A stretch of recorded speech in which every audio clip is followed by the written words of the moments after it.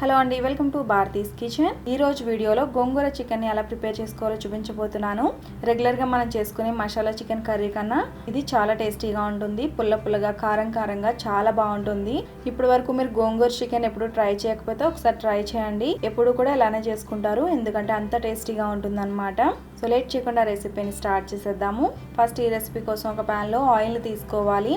పావు కప్పు వరకు ఆయిల్ ని వేసుకుని ఆయిల్ హీట్ అయిన తర్వాత ఇందులో 1/2 స్పూన్ జీలకర్ర, కొద్దిగా కరివేపాకు, 6 నుంచి 8 వరకు పచ్చిమిర్చిని కూడా వేసుకోవాలి. పచ్చిమిర్చి ఫ్రై చేసుకున్న తర్వాత ఇందులో 2 పెద్ద సైజు ఉల్లిపాయల్ని చిన్న చిన్న ముక్కల కింద కట్ చేసుకుని వేసుకోవాలి.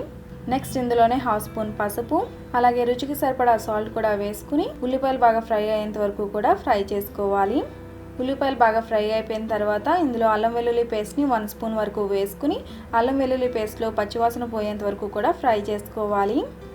మీడియం ఫ్లేమ్లో ఇలా 1 or 2 మినిట్స్ ఫ్రై చేసినట్లయితే అల్లం వెల్లుల్లి పేస్ట్ బాగా ఫ్రై అవుతుంది. నెక్స్ట్ ఇందులోనే టమాటో ముక్కలను కూడా వేసుకోవాలి.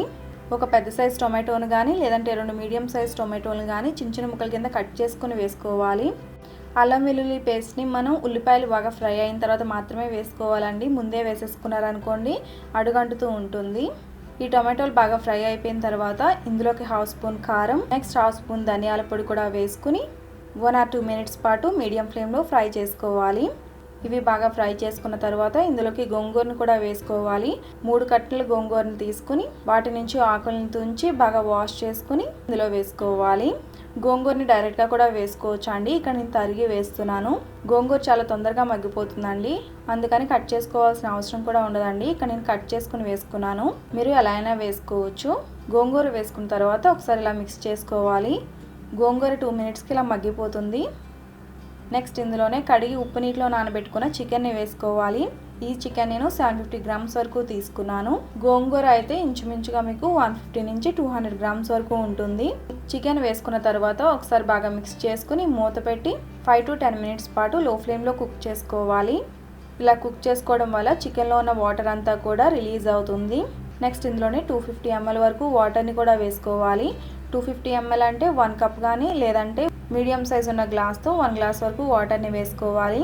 వాటర్ వేసుకున్న తర్వాత ఒకసారి బాగా మిక్స్ చేసుకుని మళ్ళీ మూత పెట్టుకుని 15 to 20 మినిట్స్ పాటు లో టు మీడియం ఫ్లేమ్లో కుక్ చేసుకుంటే కర్రీ ప్రిపేర్ అయిపోతుంది. ఈ కర్రీ ప్రాసెస్ అంతా కూడా లో ఫ్లేమ్లోనే చేస్తే టేస్ట్ చాలా బాగుంటుంది. ఇందులో మసాలా పౌడర్ వేయాల్సిన అవసరం లేదండి. మసాలా పౌడర్ వేస్తే టేస్ట్ డిఫరెన్స్ ఉంటుంది. ఇది ఇలానే చాలా బాగుంటుంది. మీకు ఇందులో మసాలా పౌడర్ కావాలంటే వేసుకోవచ్చు. కర్రీని ఎలా అయినా ప్రిపేర్ చేసుకోవచ్చు అండి. రెసిపీ ఇలానే చేయాలి అనేది రూల్ ఏం లేదండి. మన టేస్ట్ తగ్గట్టు మనం ఎలా అయినా ప్రిపేర్ చేసుకోవచ్చు. సో నేను చూపించిన విధంగా మీరు ఇలా గోంగూర చికెన్ని చేయండి, చాలా టేస్టీగా ఉంటుంది. సో ఈ రెసిపీని మీరు కూడా తప్పకుండా ట్రై చేసి మీకు ఎలా కుదిరిందో నాకు ఈ వీడియో కింద కామెంట్ సెక్షన్లో తెలియచేయండి. ఈ రెసిపీ మీ ఫ్రెండ్స్ అండ్ ఫ్యామిలీస్కి ఎవరికైనా యూజ్ అవుతుంది అనుకుంటే ఈ రెసిపీని తప్పకుండా మీ ఫ్రెండ్స్ అండ్ ఫ్యామిలీస్కి షేర్ చేయండి. మరిన్ని మంచి రెసిపీస్ కోసం నా ఛానల్ సబ్స్క్రైబ్ చేయండి. అలాగే తర్వాత వచ్చే బెల్ ఐకాన్ కూడా క్లిక్ చేయండి. Thanks for watching.